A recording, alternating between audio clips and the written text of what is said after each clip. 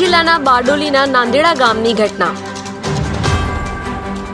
નાંદેડા ગામ નજીક ST bus પલટી મારી,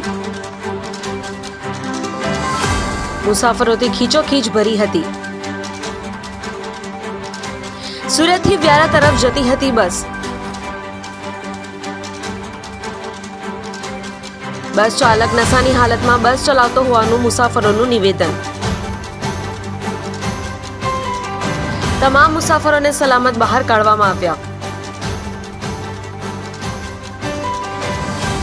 એસટી બસનો ડ્રાઈવર બસ મૂકી ફરાર।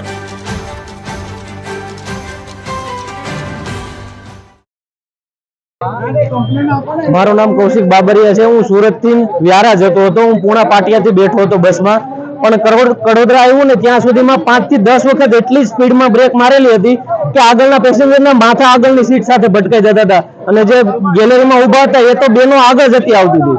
એટલી રફ ડ્રાઇવિંગ કરતો હતો આ ડ્રાઈવર।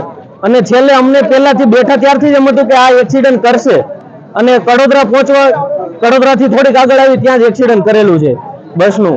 અને આખા બધા એકબીજા ઉપર પડી ગયેલા હતા, બધા એકબીજાના સપોર્ટ થી માન બચ્યા અને ઉપરથી બહાર નીકળ્યા છે અમને।